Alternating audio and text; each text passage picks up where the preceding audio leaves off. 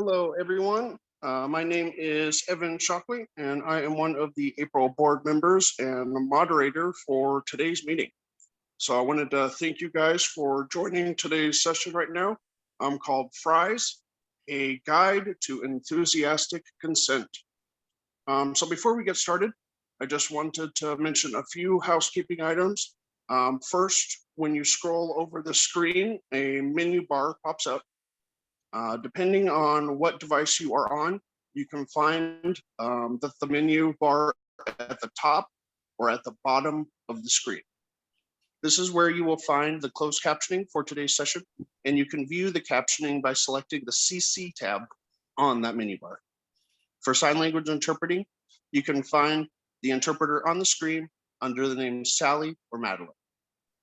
If you are only able to see the speakers, make sure you are in gallery view so you can see the interpreter and the presentation at the same time. Helps a lot with people who have those accommodation needs. You can find this option to change the view at the bottom of your screen under a tab for view. If you have any technical issues, please use the chat feature. We're very open here and want to help everyone out so that there are no issues going on. So you can find the word bubble in the same menu bar. And once that is selected, that will allow you to follow along with the chat or add any of your comments. Again, this is going to be one of those sessions we're hoping we get a lot of comments. If you would like to turn the chat feature off, if you are using a screen reader, you can do that by pressing Alt-H. To ask a question or make a comment, you can also select the hand option on the menu bar, and that allows us to know you have a question. For those of you on the phone today or using keystrokes, we ask that you press *9 or Alt-Y on your keypad to raise your hand. We will then let you know when you can unmute. You can select the unmute option or Alt-A if using your keystrokes. Remember, if you join into the conversation, please keep all background noise down so we can all hear you and understand and give our feedback. And try and do that as much as possible. So like I said, we can hear you clearly. As a last reminder, April and our conference is a safe and inclusive space for marginalized communities. So we ask that everyone present in this session today treat each other with respect, and that you enter this and every session with good intentions. This includes respecting names, pronouns, other personal identifiers, and avoiding, the use of harmful or derogatory language. So I think that's everything I have to say right now. So I'd like to turn it over to Whitney and Mel's for FRIES, a guide to enthusiastic consent. Hi, welcome all. Please excuse any facial expressions I make in the next minute. I have to sneeze and it's not coming out. So a great way to start the session. My name is Mel Spelton. I use they, them pronouns. I am a white, non-binary trans person wearing a red top with blue hair pulled back into a ponytail. Hi, everyone. I am Whitney Doyle. I use she, her pronouns. I have shoulder-length brown hair. I am a white cisgender female with light brown glasses, wearing a two-tone gray striped top. Alrighty, so we'll get a little bit more into introductions on why we're doing this and who we are. But one of the things that we want to do is get to know you. This presentation was originally planned to be in person. So we don't have as much of our interactive gifts that we want to give out. But one of the things that we do want to do is if in the chat, you could post your name, pronouns, what role or hat you're wearing while you're here today. So if you are an educator or if you are a student, and what's one question you have about sex education. If you're unsure about posting your question publicly, please feel free to send it privately to myself in the chat or use the Q&A function and post anonymously.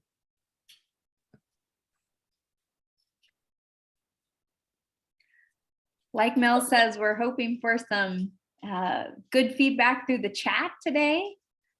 we really want to have an awesome conversation, and kind of no topics are off limits. Mel's and I love to talk about sex and genitals and all the activities. So feel free to jump in with whatever questions, and we will make this a fun and inclusive space. And at the end of the day, that's what it should be. Sex is fun. It should be a fun topic for us to talk about. And so while you are posting inside of the chat, we will go a little bit more into our introductions and our background. So my name is Mel's, and reading off of the slide, I'm a disability advocate based out of Spokane, Washington, which is the unceded lands of the Spokane people. I graduated from Eastern Washington University in 2018, and I began my work in the independent living movement 2 days after graduation. In the 4 years since then, I've worked with multiple disability organizations fighting for equity, inclusion, and disability justice. As a disabled person, I spend my time advocating for community inclusion for all disabled people, believing firmly that there should be nothing about us without us. Outside of fighting for disability justice and the abolition of institutions, I'm either gardening with my spouse, training my service dog, or cuddling with one of my 5 cats. And then one of the things that I always share as we're talking about sex education, this topic is incredibly important to me as an autistic individual who has been who is a survivor of intimate partner violence and sexual assault. I know that the way that we prevent that sexual assault and intimate partner violence from happening is education. So I want to make this hits personal for me, and I want to bring this topic to everybody because sex should be fun. Sex should be something we can talk about. As Whitney said, and also you're going to be hearing some words that usually aren't heard in polite conversation, polite in quotes. We're going to say vagina, we're going to say penis, we're going to say blowjobs. It's one of those things. The first battle is coming up with is being able to talk about it.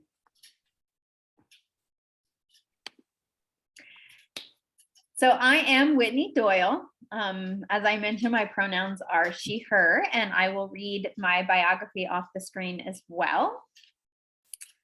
I am the executive director for the Florida Alliance for Assistive Services and Technology, known as FAST.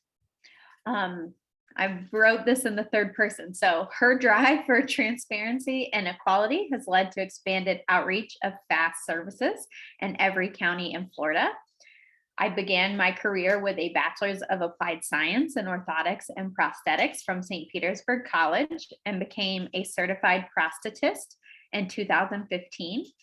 Seeking a transition away from patient care, I began working on projects that aligned with my passion for equitable access. I serve on the board for April, as well as the Commission on Rehabilitation Counselor Certification and the Florida Independent Living Council. I'm a longtime volunteer with the Florida Youth Leadership Forum, and I have a master's in nonprofit management from the University of Central Florida. I'm a proud 8th generation Floridian, and I live in Tallahassee with my husband, Tyler. And I should say these days, maybe I'm not so much a proud 8th generation Floridian. We're not getting too good of a rap these days on the scale of being inclusive communities. But the topic of sex and just being able to, freely discuss things that are enjoyable and fun is something that kind of stuck with me early on when I began really being involved in the disability community, because it'd be a conversation I would talk about with my friends. And then I found when I was going to conferences such as April, it would be standing room only if there was one conversation about sex. And I just thought that's not cool. We should be having all sorts of conversations about sex. And it shouldn't be in a room where people are so thirsty for the information that there's not even enough seats.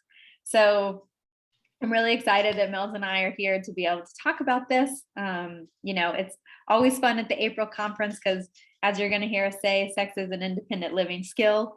And everybody, no matter what scale of how sexually active you are, even if it's just in your mind, you're thinking or talking or wanting to have sex. So it's great that we can be here and talk about consent and all of its forms today.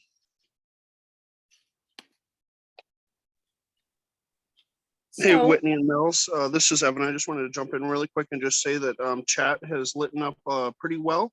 We have a lot of people just hoping to get some more information, but we do have one question. I don't know if this is a part of your agenda, but it just comes and says, what are some of the ways you have been able to teach students about healthy boundaries when in a relationship?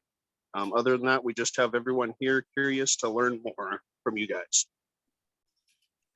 all right, perfect. Thank you, Evan. I'm going to just quickly go through what our agenda is just to give people an overview, and then we can hop in to some questions and just keep this conversational. That's one of the things. This can be a difficult topic. I know for trying to think of the best way for me to share this. I was raised in a house where we did not say the word sex. It was very much, I was given the basic of this is what anatomy is, but that was it. We didn't talk anything more. And so we want to make sure like what, yes, I see in the chat, I feel this is still taboo to talk about. Yes. So we want to make this a place where we can share and we can talk about this. And I saw inside of the chat that we have people who just are coming in as educators wanting, like having questions. So we want this to be a place where we can ask these questions safely.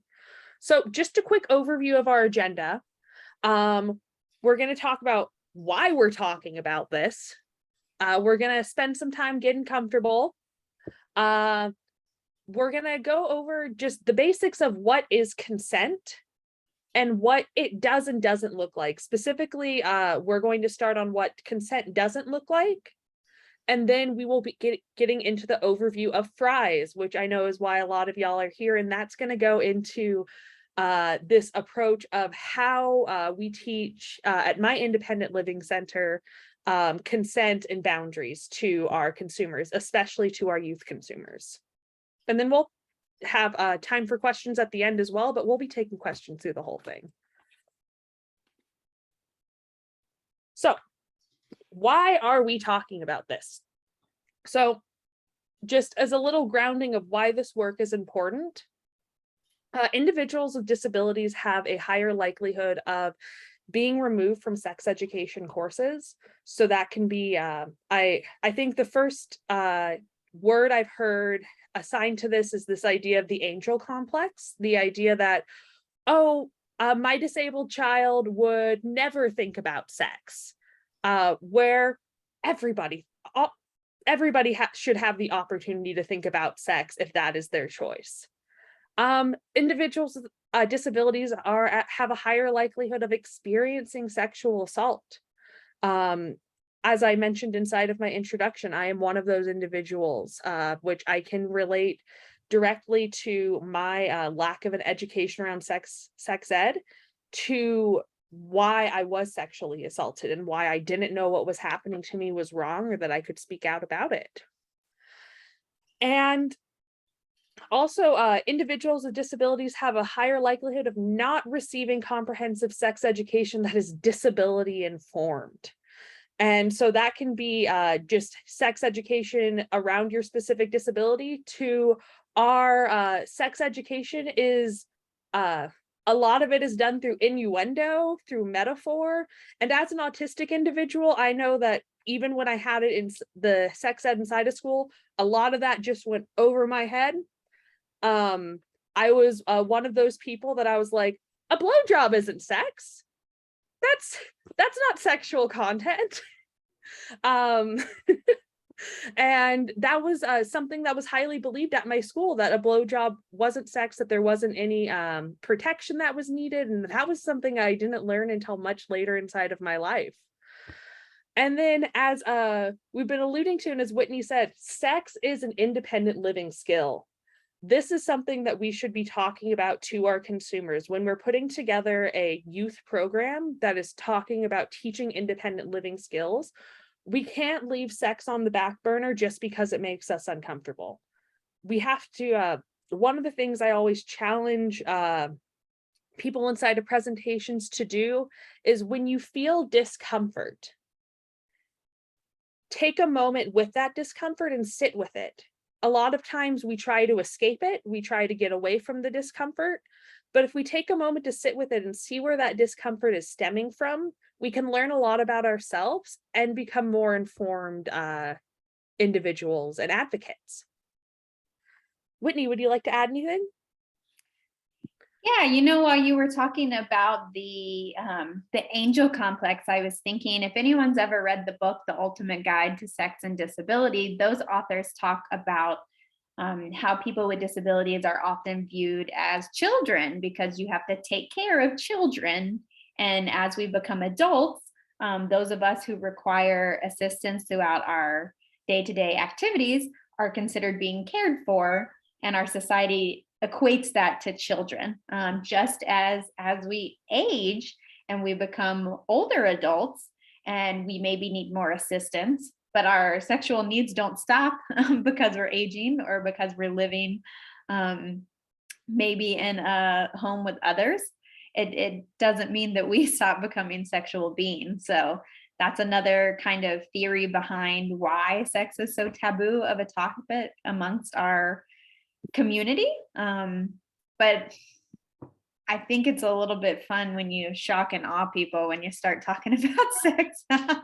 People don't expect it of us, unfortunately. So you can kind of become a real crowd pleaser in that way, just from conversationally being open to it. Okay.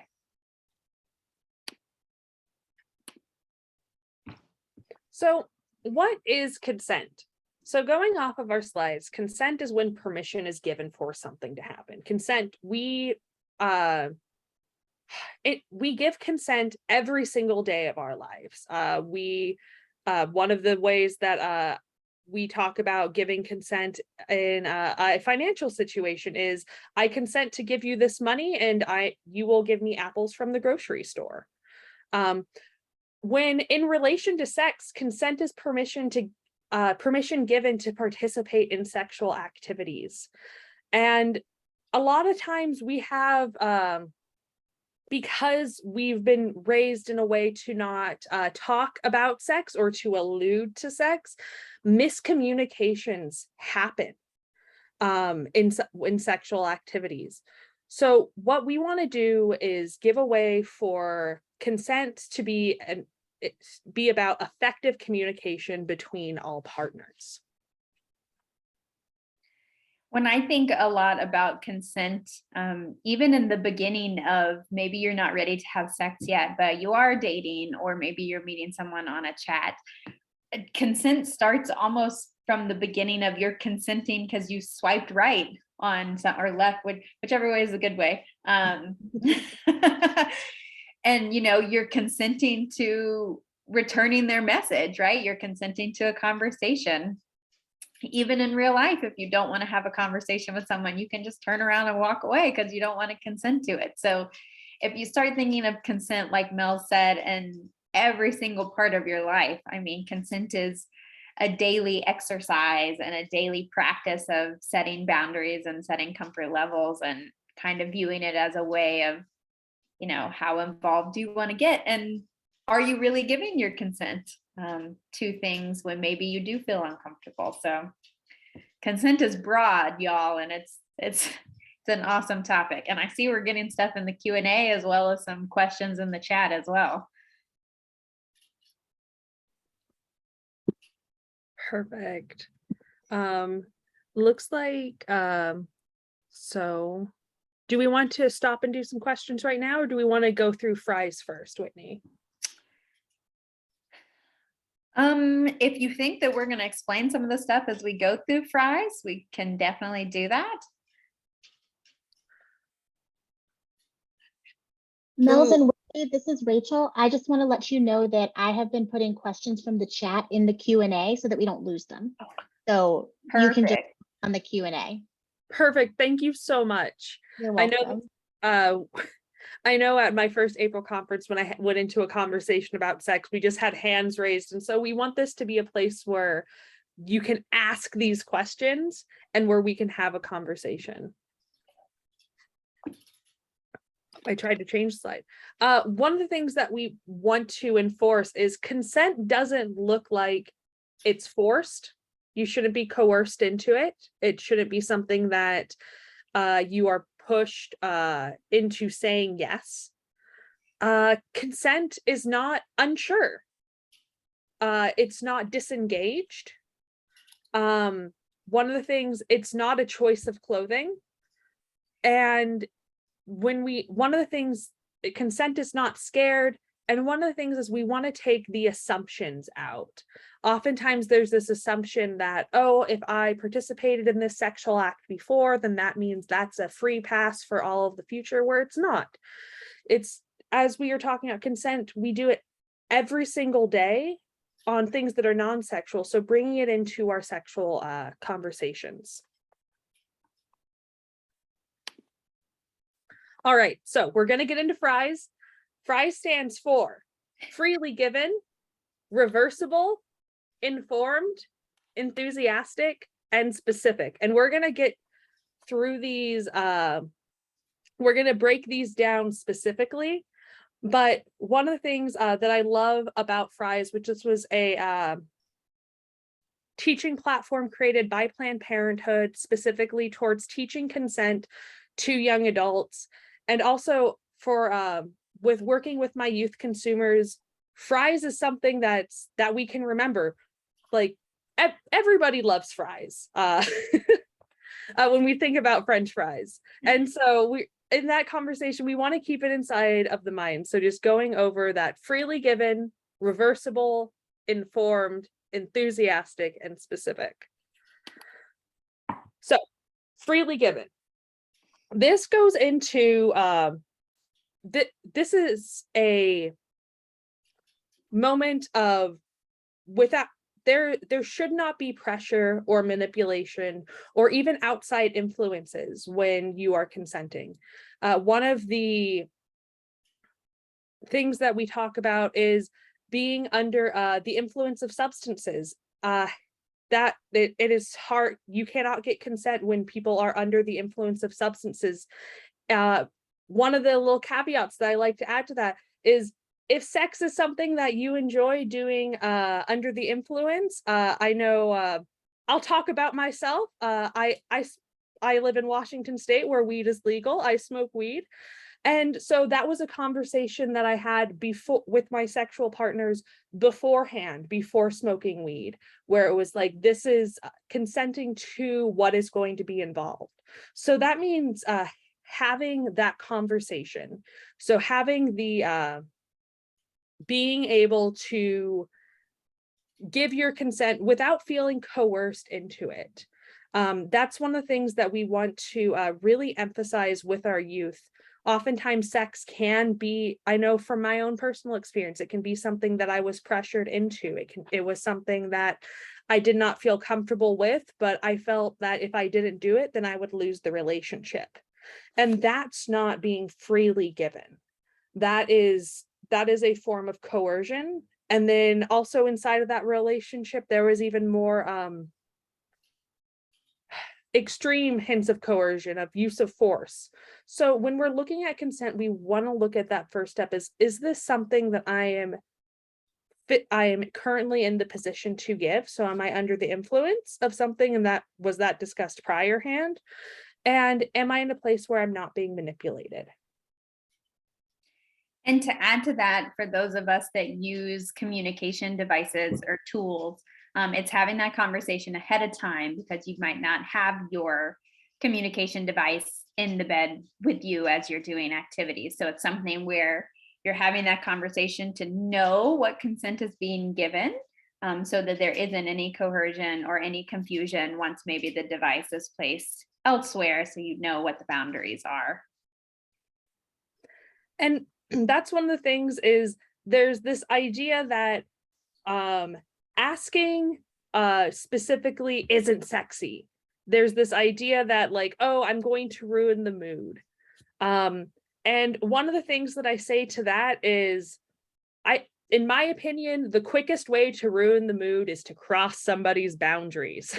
So if we're working from the beginning to see what a person's boundaries are, before the act of sexual, just any sexual interaction, we want to make sure that it is freely given and that there are. Sorry, I'm stimming. I don't have to apologize for stimming. We're in a I love disability spaces. But yeah, so removing that pressure and just like redoing if we can work in removing that shame and being able to communicate fully and being able to truly consent by getting all of the information needed.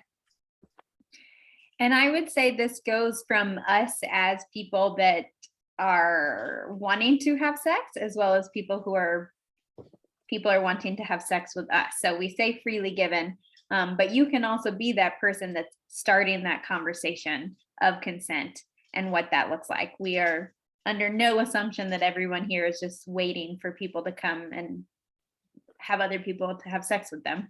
So you can have that conversation and know that you want your partner to give that consent freely as well. So it's not something where you're pushing it on them. And there are definitely ways to make it a sexy conversation, especially if you say, oh, we're going to have a sexy conversation. What do you consent to? Just tee it up, have some fun with it. Reversible. Alrighty. So when I talk about reversible, this means that anytime during the sexual activity, you should be in a position to say no. So if that's you started making out with somebody and then their hand starts reaching somewhere, and even if you talked about it beforehand, if their hand starts reaching to your genitals and you're like, wait a second, I don't think I'm comfortable with it, you can reverse. You can say, hey, let's take a break. One of my favorite things that I use with my partners is the stoplight system. So using green light for let's go, yellow light for let's slow down, and a red light for we're stopping completely. And just having that ability to, if you're in a situation where you want to be having sex, but you're not sure, if you're unsure, take a moment to step back and reverse that and have the ability to be thinking about it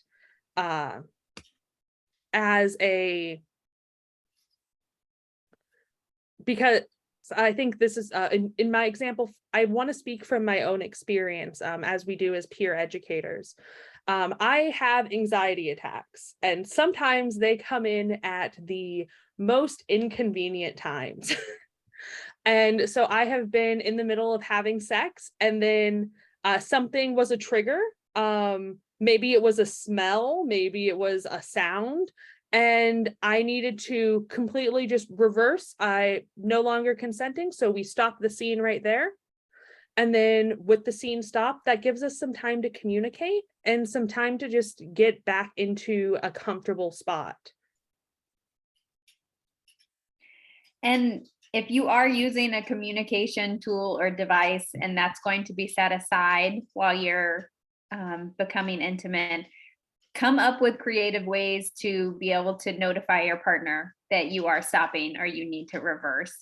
It can be with hand gestures or movements or sounds, or maybe you have a green, yellow, and red pillow on the bed or something. There are definitely creative ways that you can come up with, that you can agree with your partner on what that means to back up, hit pause, and reevaluate the situation if your communication device is not readily available there with you.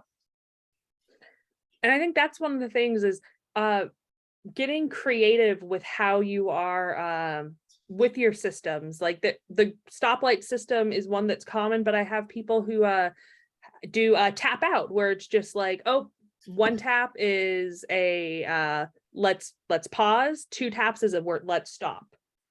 And so being able to get back into that, just having the materials that you need to be able to make it stop, if you need to. Sometimes sex can be a little bit overwhelming. You could be really enjoying yourself, but there's a lot of feelings happening.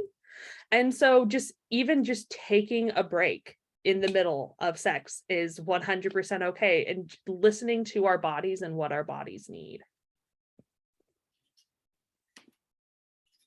All right, so we have informed.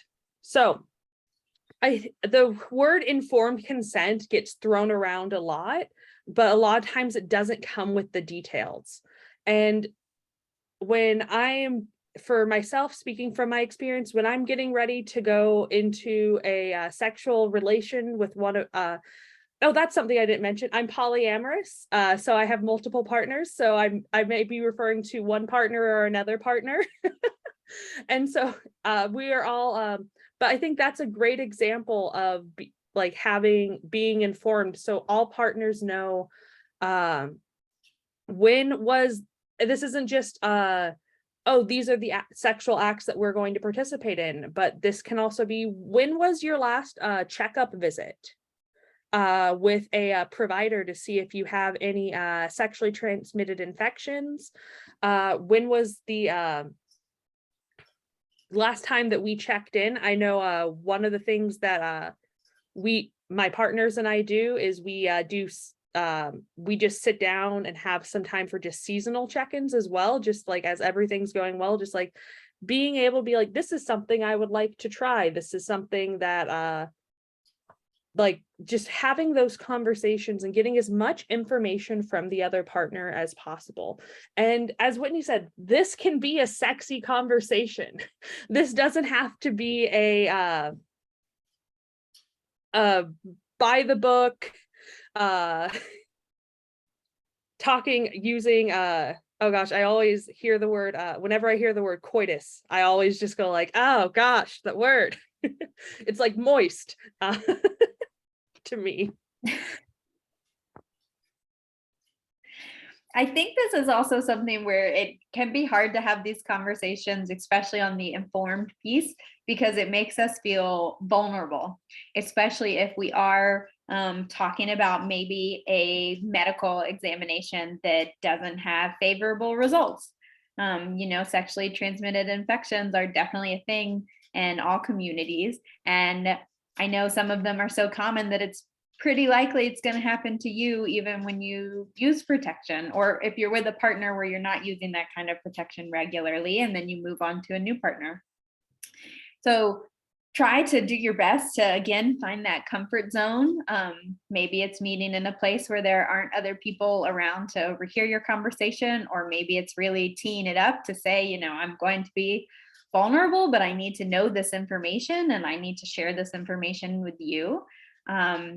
Just trying to own that as much as possible. I mean, being vulnerable, even though it's hard, it's a real badass move. It's really empowering to let your vulnerability show, and it can be really sexy to a lot of people. So take that and kind of mull that over in your minds as you're thinking about those informed conversations. Mm-hmm. And then one more thing I'd like to add on informed is it's having all of the details, the full story of the situation.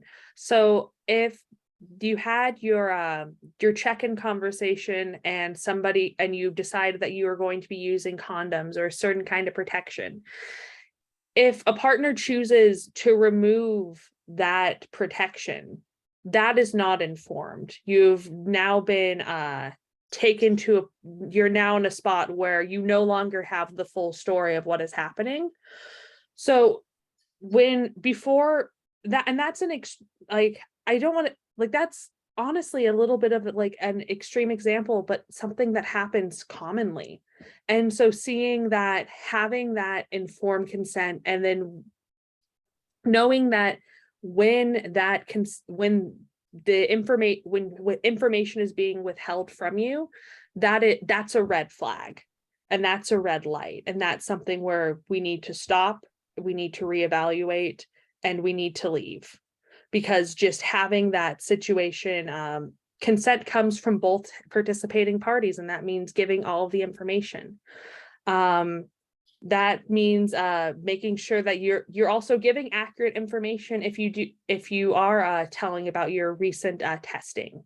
So making sure that all information that you have is accurate. And while you were saying that, Mel's, I was thinking of example, how you said kind of changing as far as the protection. So if you're on birth control and then maybe you stop taking your birth control for any reason, making sure that your partners are aware of that, because sometimes it just doesn't feel good to take birth control, and that can kind of change, or maybe you're not taking it regularly to where it's most effective. But also, if you aren't having a conversation on if someone's going to ejaculate inside of you, for those that are having intercourse with someone with a penis, like that can be a conversation you need to have ahead of time, because that can change in the moment on what feels right if they are not using protection. If you've agreed to not use protection but prefer to that not happen inside of your body, that's something, whether it's through your vagina or any sort of other surface, your anus or your mouth, that can change in a moment's notice, but that can have real repercussions if you're not consenting to that. So having that informed conversation on what that's going to look like when you get to that point in your interactions.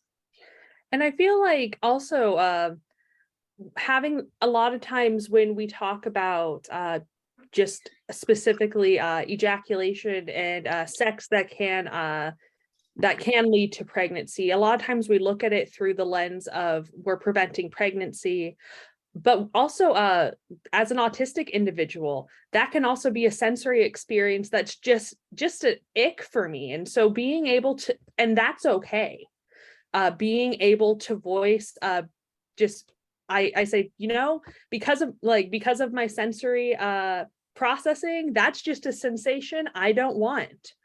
And that goes for anything inside of sex, is being able to say, this is what I want, this is what I don't want. And that's going to actually lead us into our next, the E in fries. So we've made it more than halfway through fries.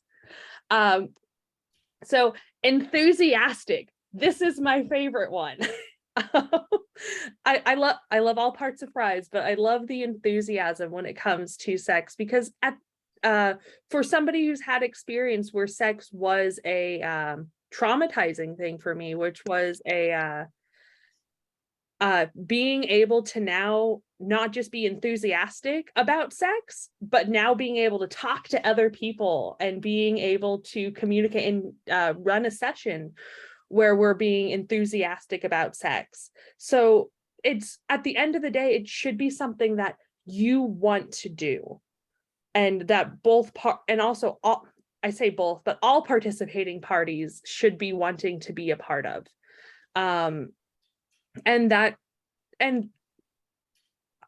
Speaking from my own experience, having a partner who is on the asexual spectrum, and sometimes he's into it, sometimes he's like, I'm done, and then being able to say, oh, he's lost his enthusiasm, and then that's a great way to check in, because if you see somebody going starting to disassociate or seeming to pull away, that enthusiasm is what you're looking for. And if you notice the absence of that enthusiasm, that's a great time to just yellow light, red light it, and just pause and check in to see where the person is, because it should be, at the end of the day, sex should be fun.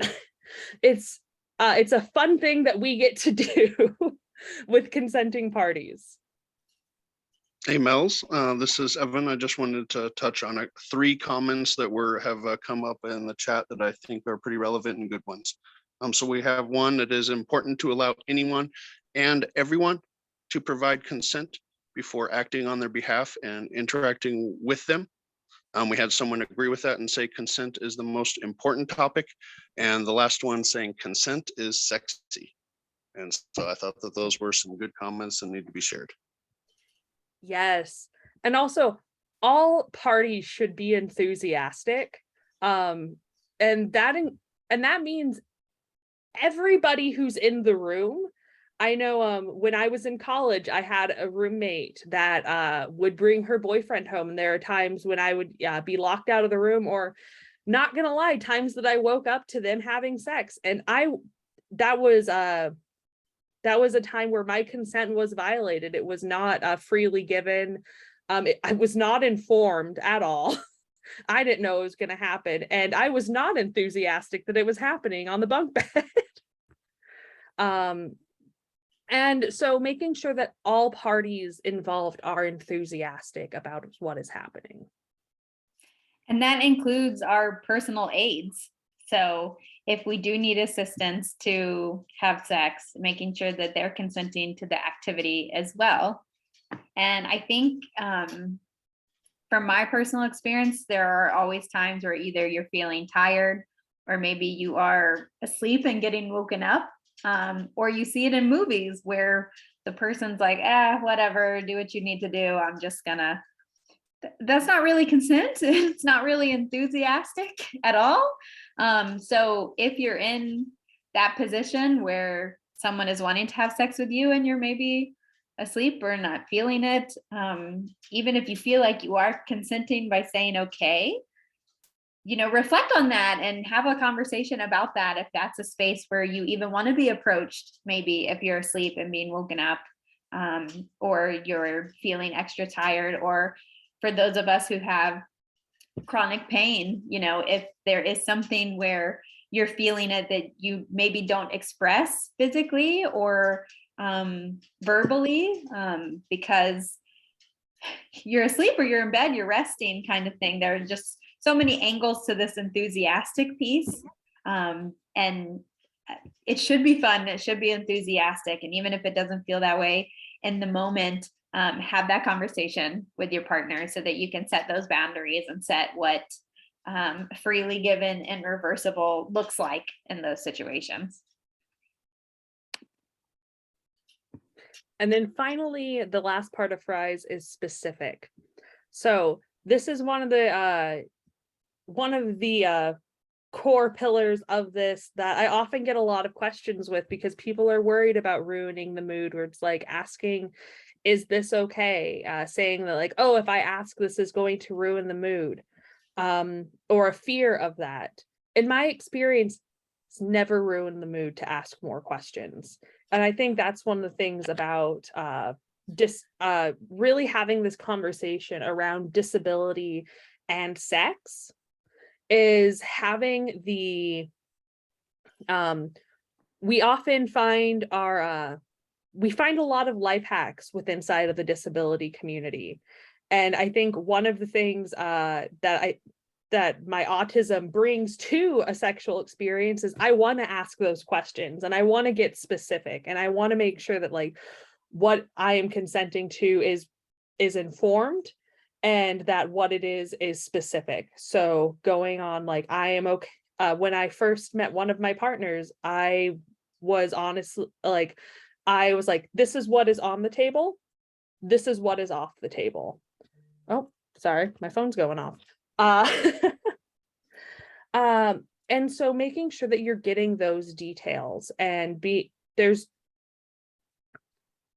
I think there's such fear around this idea of ruining the mood, but when consent is violated, nothing ruins the mood more than when a boundary has been pushed. And so with FRIES, this has given us a specific way to set boundaries and to be specific about what is going to happen, what's not going to happen. I think one of the things that I have to be specific about as a service dog handler, and as having a service dog that accompanies me everywhere, talking to my partners about because I don't want my dog in the room while I'm doing this, because he because he often tries to get in the way. And so having to have that conversation with my partners and saying, this is one of the things you have to look for if I'm going into to help mitigate my disability. So if I start to get overstimmed, what actions? And so being specific with what is going to be happening is there's no such thing as too many questions.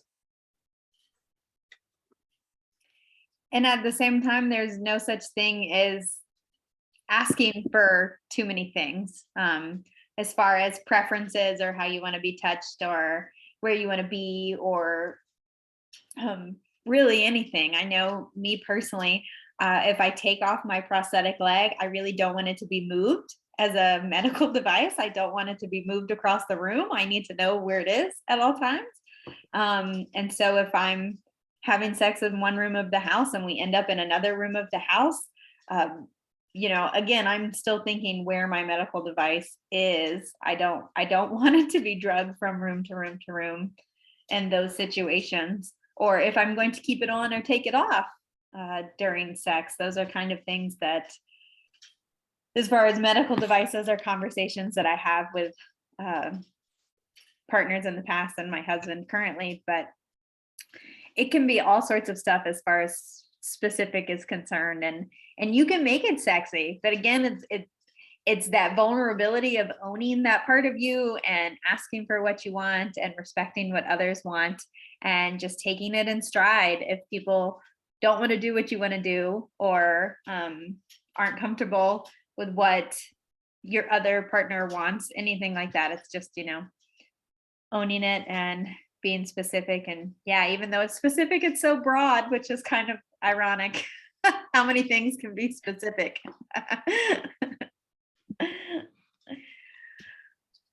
All right, Mel's, I think we're into the question portion. All righty, yeah, my favorite part. So thank you for firstly staying with us as we talk about fries and just these 5 approaches to setting boundaries, to setting and getting that informed consent.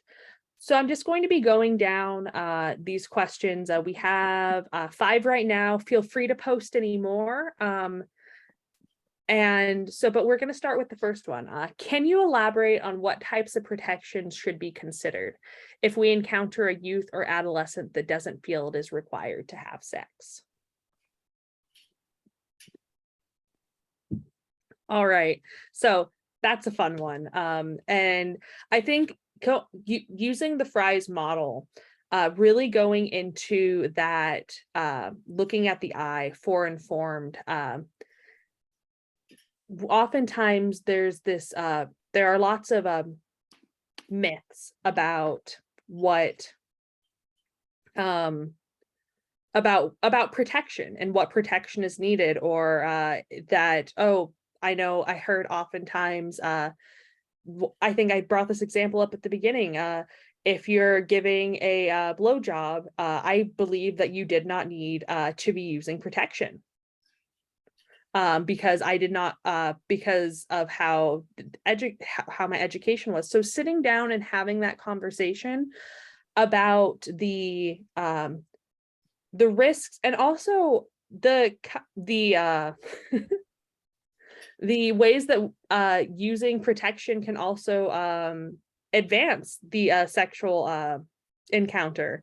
They have condoms that are ribbed. They have different ways of including product that we can really show this is something that we can add to addition, but this is also ways that we can keep safe and we can stay informed. Whitney, would you like to add? Yeah, I was going to say there's also condoms for vaginas as well. So it's not just a penis that uses a condom. And that's something I don't think is talked about as much as it should be.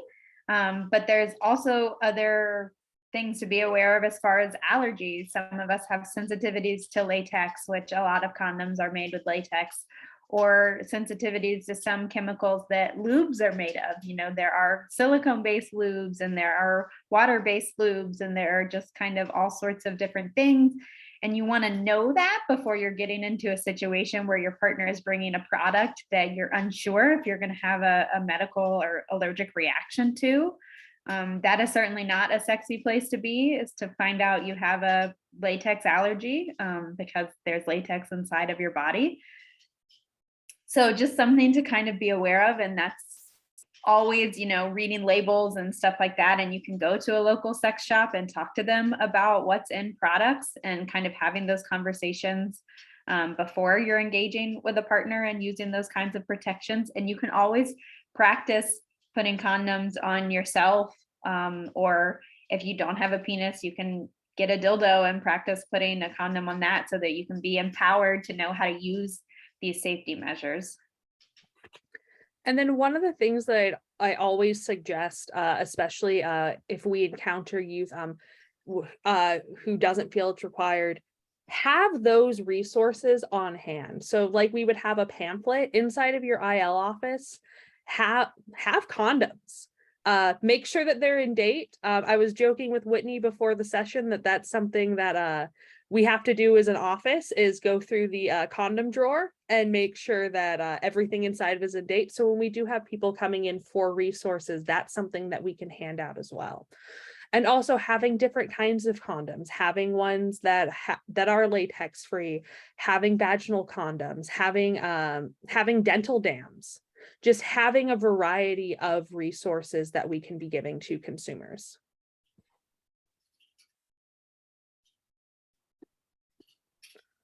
All right, so we have what are some ways you've been able to teach students about healthy boundaries when inside of a relationship? So I live by using using the Fries method, specifically in how we can by following freely given, reversible, informed, enthusiastic, and specific, we can set those boundaries ahead of time, because it gives us questions of what we need to ask ourselves and what we need to ask our partners before we're inside of a sexual relationship. And boundaries can be really tough too, especially as we grow up with them within our families. So as we're becoming sexually active ourselves through our adolescence, and if we're not comfortable having those conversations with our parental figures or others in our family, it's kind of figuring out what those boundaries are there, as well as we're experiencing, touching ourselves and finding other ways that we find pleasure through sexual activities. And I think that's something that we didn't touch on much inside of the presentation, but also our boundaries with ourselves, things that we're willing to try, being able to say, even if it's just yourself masturbating, like being able to say, this is something I'm willing to try, this is something that's off the board. And a great way is setting boundaries with yourself. That's a great way to teach at the beginning. And then moving on to the boundaries that we set with others, and then the boundaries that if you have multiple partners, then making sure that this is a conversation that we have with each partner. And then if there's going to be if you're with partner A and partner B, but then all three of you are in together, then having another sit down discussion of what you're like, what is okay inside of this space.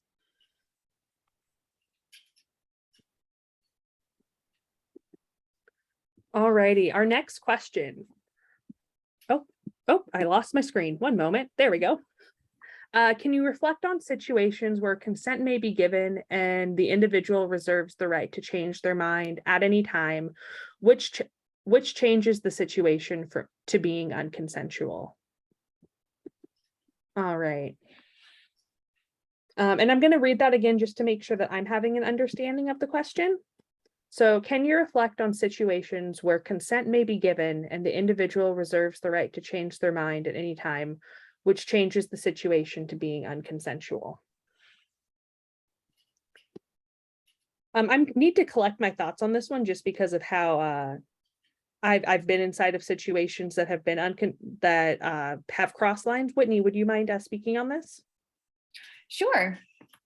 So there have definitely been situations that I have been in, especially with new partners, where you maybe don't know how enthusiastic they're going to be in a sense and I'm going to use the word aggressive, and I don't mean that in a triggering way, but just more animated than maybe I've been feeling in the situation, or maybe a little bit more rough that I'm feeling in that situation.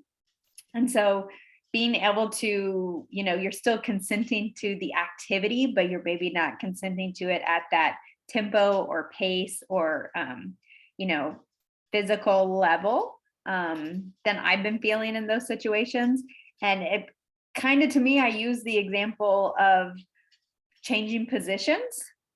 So being familiar in different positions, and maybe some of them you just can't go as physically fast, or maybe if I want to be on top, then I'm controlling the tempo and I'm controlling how, I don't want to use the word aggressive because it sounds negative, but how fast things are moving and how physical they're moving.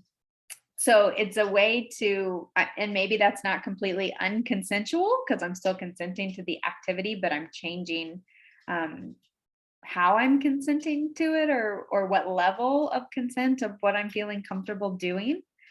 I don't know that I've personally had a situation where I've just totally unconsented in the middle of a sexual activity. Yeah, and I think one of the things is taking this FRIES approach and teaching FRIES before a sexual encounter, so people know from the very beginning that at any time that we may need to stop, and being able to create a culture where stopping is okay. I think I've used the example of I have panic attacks, and there was a time where I was with one of my partners, and we were having sex, and then something triggered a memory that from my time when I was assaulted, and I needed to stop. And we were in the middle of sex and we just stopped. And so having that conversation beforehand where we need to be making sure we understand that this can stop at any time, that that there is no right to completion. There's ways for people to ejaculate on their own. That is a choice that they can make. But if somebody has to reverse consent, then knowing that's a time to stop.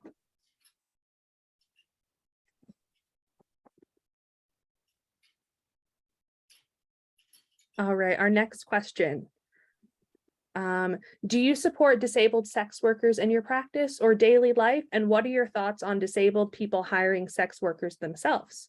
Do you have these conversations with people you work with? I think supporting both are important. I love this question. So we're going to take this in pieces.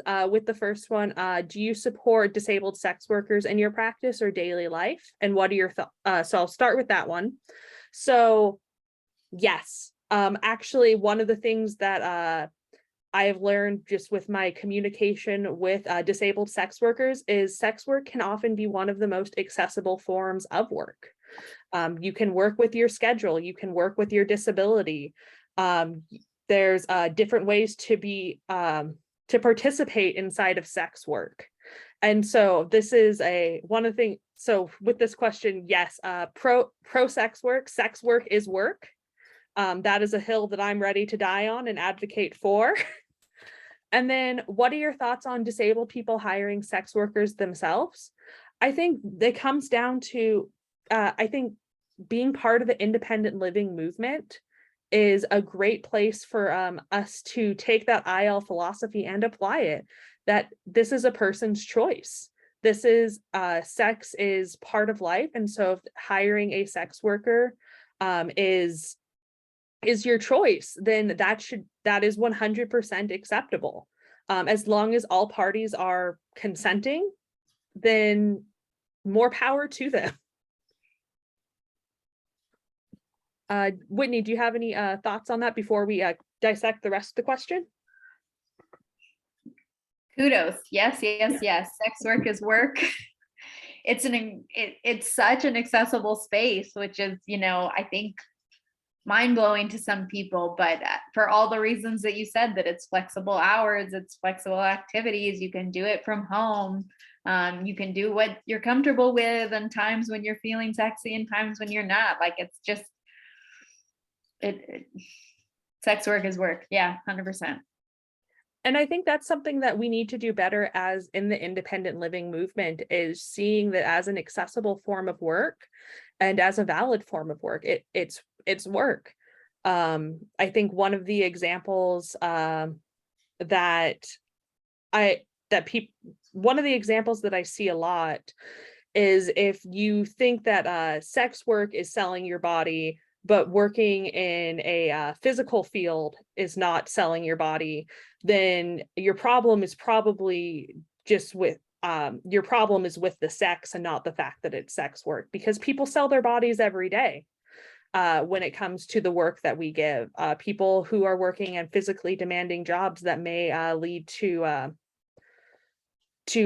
let's say concussions, or lead to breathing in coal dust, like that is a way that people are selling their body. And so sex, and this idea that sex work isn't work or is immoral, like it's an accessible form of work. I know many people who have worked within the independent living movement, who are part of the disability community, that participate inside of sex work, and we're here to support disabled individuals. Oop, and my cat has decided to join us. So one moment. There we go. And then do you have these conversations with people you work with? I think supporting both are important.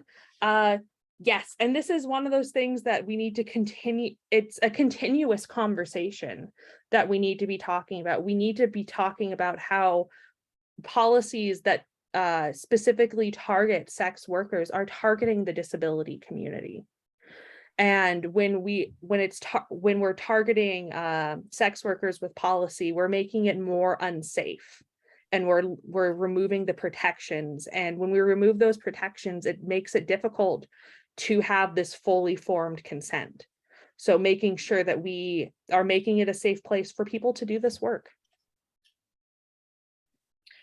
And I would say for me, so as working for the Assistive Technology Act program in Florida, I'm constantly trying to figure out how I can incorporate sex toys as assistive technology into our day-to-day practice. Haven't quite figured out how to do that in a safe way for both the staff receiving the devices back from people borrowing them, but just talking about sex as an IL skill and even the assistive technology space for sure.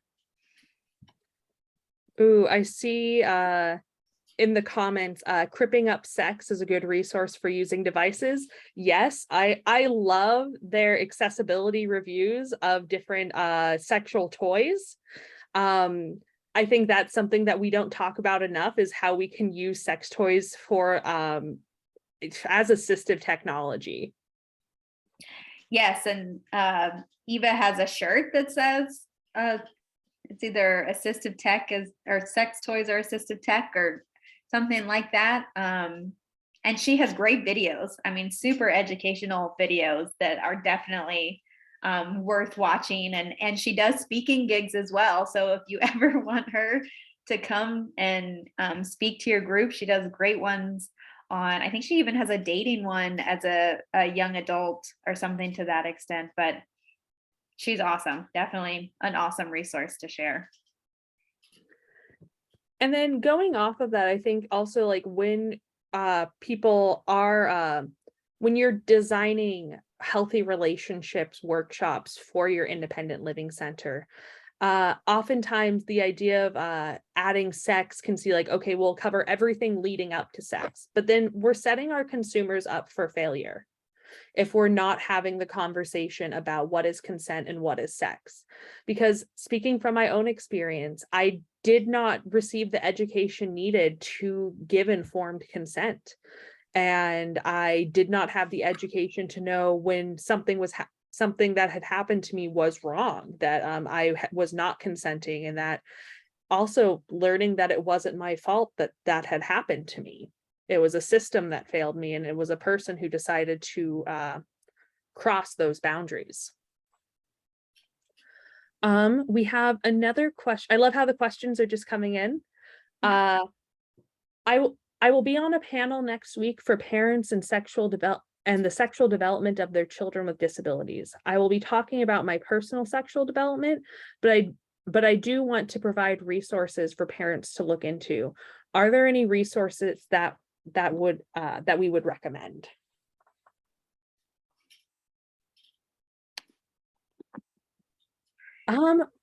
Whitney, do you want to go? I was just going to say, if you have not read The Ultimate Guide to Sex and Disability, it is such a great resource. It's not necessarily one you have to sit and read cover to cover, but they do have sections, and certainly the reference that I said earlier about them referring to people with disabilities as children is definitely an angle that I think parents, I imagine, would be the ones that would struggle with the most as their child is becoming a sexual human. And I think also just encouraging parents to specifically look for disability advocates, those who are disabled, looking at their opinions and looking at and reading their resources. I think Cripping Up Sex with Eva is a really good opportunity and a great resource to do some reading and kind of get comfortable around that your child with a disability is going to grow up and make the choices of to participate in sex or not participate in sex, and that you need to not just be able to be informed to have just the basic talk on consent, but also talking about adaptations or different kinds of safety. I know when I was doing a training from Planned Parenthood back in 2019, I had a great conversation about participating in kink, specifically bondage, while having a feeding tube, and how to do that safely to make sure that things don't get pulled, that they don't get restricted, and being able to have those conversations. So how the youth can consent to all parts and be prepared for sex, because chances are it's going to happen, and they should be prepared. And listening to, I think, just with everything else in the independent living movement, listening to disabled voices. Also, Rachel, do you want to put in a plug for Elevate Us? Yeah, I can. This is Rachel. There is a curriculum company called Elevate Us Training. I'll put it in the chat. And they have a curriculum that is specifically created. It's a comprehensive sex ed curriculum for individuals with intellectual or developmental disabilities. And I know a lot of curriculums sometimes that's geared towards people for disabilities doesn't, like Whitney and Mel's have said, doesn't talk about actual sex. It talks about boundaries and healthy friendships, but this does. It talks about the intersection of being a member of the LGBTQ community and having a disability. It talks about how to have conversations about private places to talk about sex or have sex, public places, how to be safe, being a sexual self-advocate, family planning, if you want kids, how to have them, if you want them, how to not have them, if you don't want to have them. So it's a really great resource that I suggest as well. Thank you, Rachel.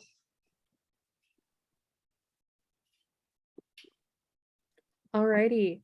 Oh my goodness. Okay, just we have 20 minutes left. We have some more questions. Please keep your questions rolling in. If we do not get to them, then we can take Whitney and I can write responses afterwards, and we can get that. And then Rachel, would we be able to get that sent out for further resources? Yes, Perfect. we can do that. Yep. Alrighty, so our next question, what are ways to discuss protection that aren't just contraceptives, specifically for oral protection?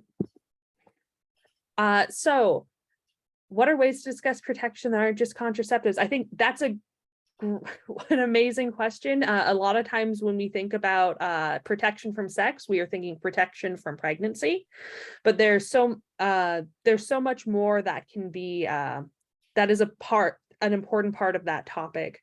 I think the first thing to do is talking to consumers and talking to individuals about where they can be tested.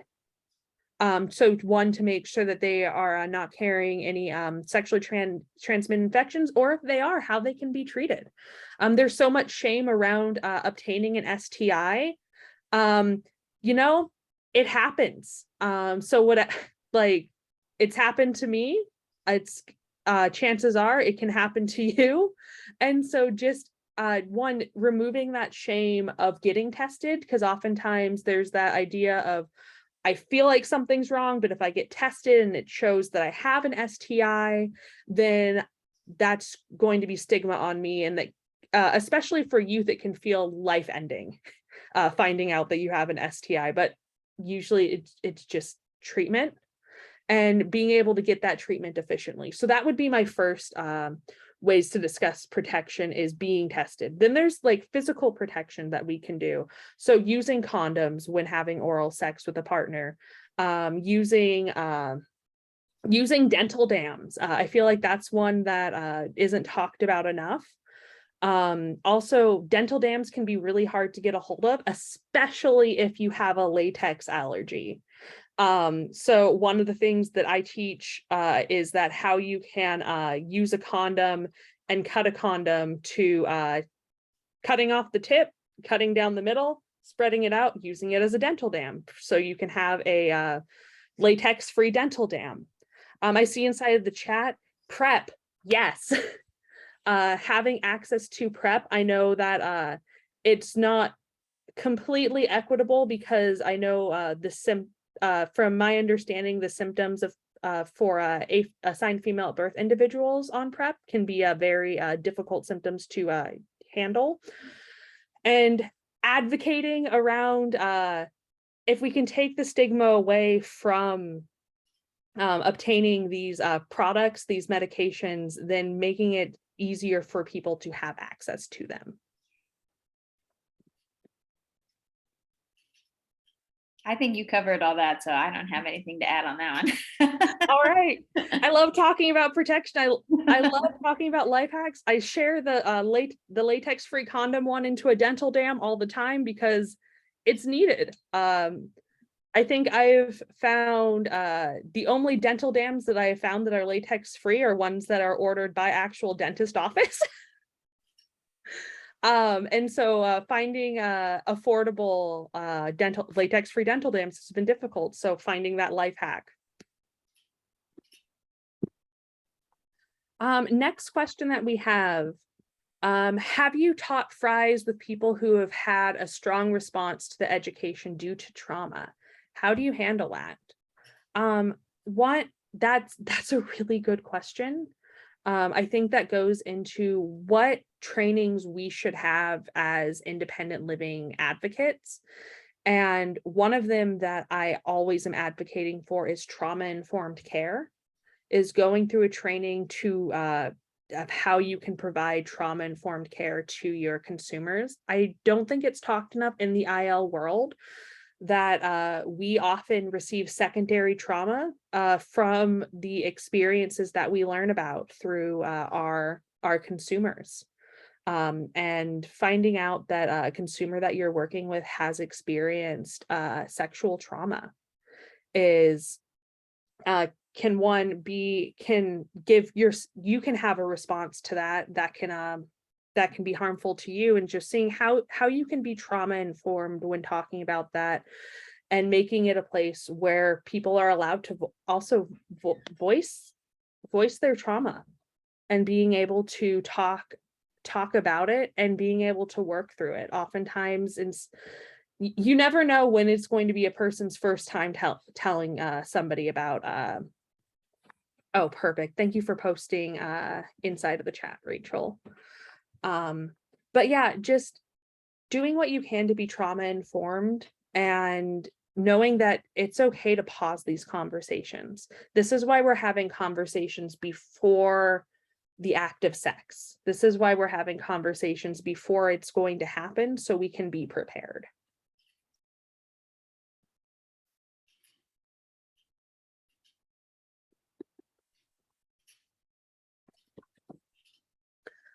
Next question. Do you think that stricter sex/consent laws would change the stigma of consent and legal issues surrounding it?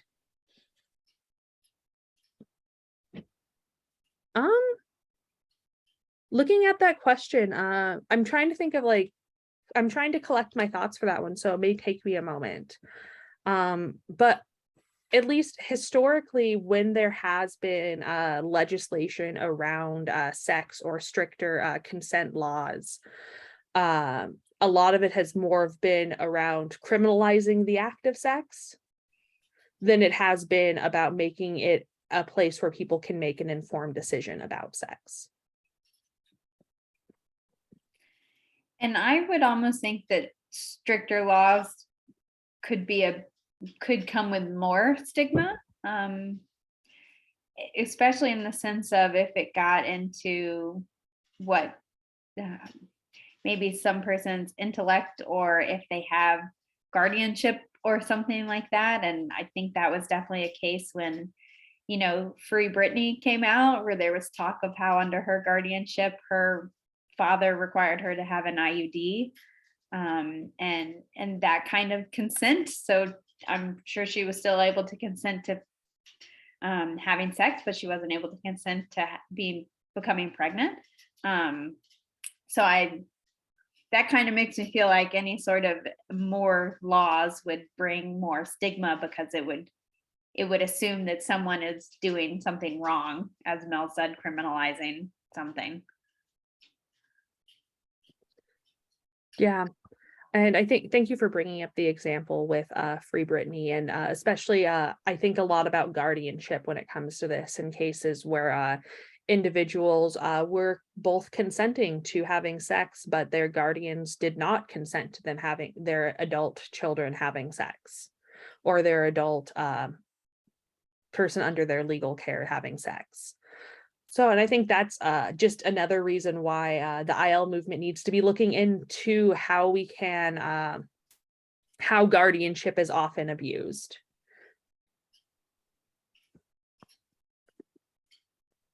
All right, and then, okay, I think we have time for the rest of our questions. After being allowed to learn about and participate in sex, how do you go about assisting them instill boundaries so that they don't lose control and just start having sex with any and everybody? So I think one of the things is having those honest conversations to begin with. Specifically, when I'm teaching sex education courses to consumers, either that be in a classroom setting or one-on-one, is having some practice of saying yes, of going through fries, of making sure that that they have those skills practice of saying yes and saying no and saying wait, or having their as we set up a toolbox for any other independent living skill. I think just the way that the question is worded, I think being able to teach fries in itself is a way to, I think that the thing I'm struggling with this question is it still seems very kind of in the lens of stopping sex. And inside this conversation, we want to make sure that we're focusing on having effective communication before, during, and after sex. I kind of read this, Mel's, as for those of us who maybe don't realize those boundaries, even conversationally. So learning that sex is an option that they can have, and maybe it's almost like a social skill as well as a learned behavior on when you can have sex and with who, such as, when it's appropriate to pull out your genitalia and when it's not, because we could do that at any point without there being sex involved in our day-to-day life. So kind of learning that as well. That's kind of how I read the question.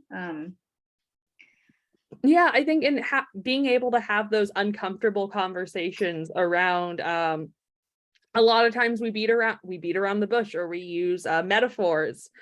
But our main thing is like having those conversations beforehand, and when teaching consent and showing that consent is not just something that you are giving, but also what another person is giving. And so being able to have those conversations.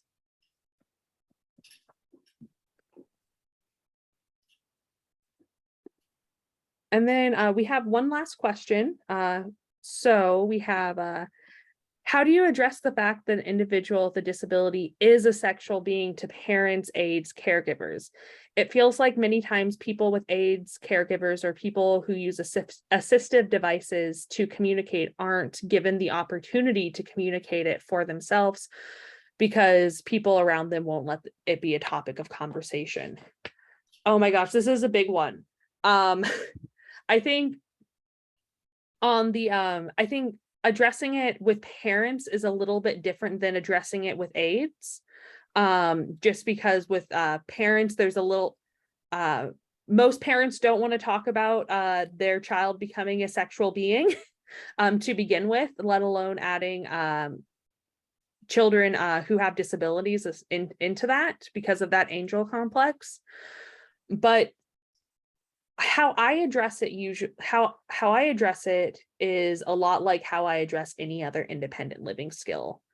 Is that as a parent, we want to prepare, parents want to prepare their children for success. And so being prepared for success means having that toolbox in place before they go out into the world. It's the same thing, like we want to teach someone to create a resume and a cover letter before they go out and apply for jobs, because that gives them a better chance of success. And so it's just looking at it as we're preparing the children, like adult children and adults with disabilities, for success in age appropriate ways.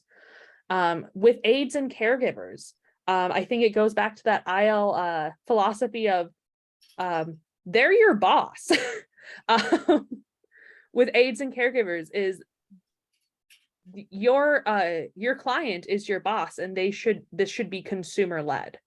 And I think making sure when we do have assistive technology, especially like assistive devices to communicate, making sure it has all the terms for your body, making sure that it has all of the ways to communicate sex, because when we don't have those words, it makes it difficult, if not impossible, for us to consent. And so we want to be setting people up to be able to give consent. And that's almost a whole nother conversation on if they don't have the words in their communication device. That's a whole nother level of problems. Because if someone can't verbalize something and they need a device to do it, they should have every opportunity to at least spell, or however their device is set up to say whatever word they want to say.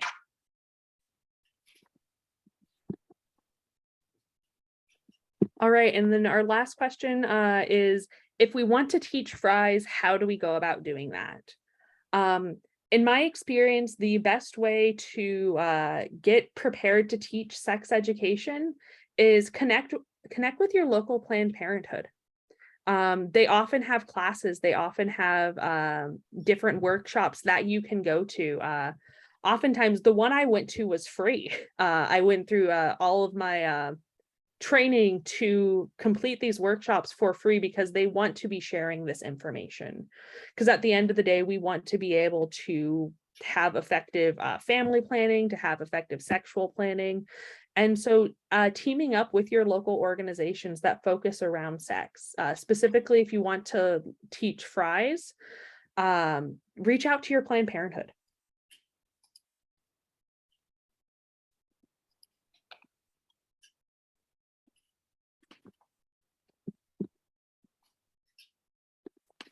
All right, with that, we have 5 minutes left. If you have any other questions, feel free to put them inside of the chat. Do we have, okay, we don't have any hands raised. So yeah, I think with 5 minutes left, I want to say thank you so much for being here. I'm always excited when I get to talk about sex at work. And being able to have these conversations, because at the end of the day, this is preparing our consumers and preparing ourselves to have these conversations and be able to give consent. Thank you all. We really appreciate your time with us and your questions. Hope you enjoyed our conversation on sex and consent, and I hope you have many lovely, sexy conversations around consent in your future, hopefully today, if not this weekend, or very soon. And thank you very much, Whitney and Mel's. This is Evan Shockley. Just again, reflect what they said. Thank you all for joining the session and being so involved. I learned a lot from it as well. So we have all enjoyed the conversation. I'm sure I can speak for just about everybody here on that effect, because Mel's and Whitney did a fantastic job. So please don't forget to take time to complete our short survey that we have. That is one of the only ways that we know as April how to do better in these sessions. So we'd really appreciate it if you completed that. If you are going to be continuing on with the day, we look forward to seeing you back at our next session, which starts at 3:30 p.m. Eastern time. So thanks again all for participating and joining, and please get that survey completed. Yep, and please remember that all the resources we shared in the chat can be found on the session link on the conference website. So where all of the materials for this session are, you now have a bunch of resources from this session. Thanks, and see you all in about 30 minutes for our next session.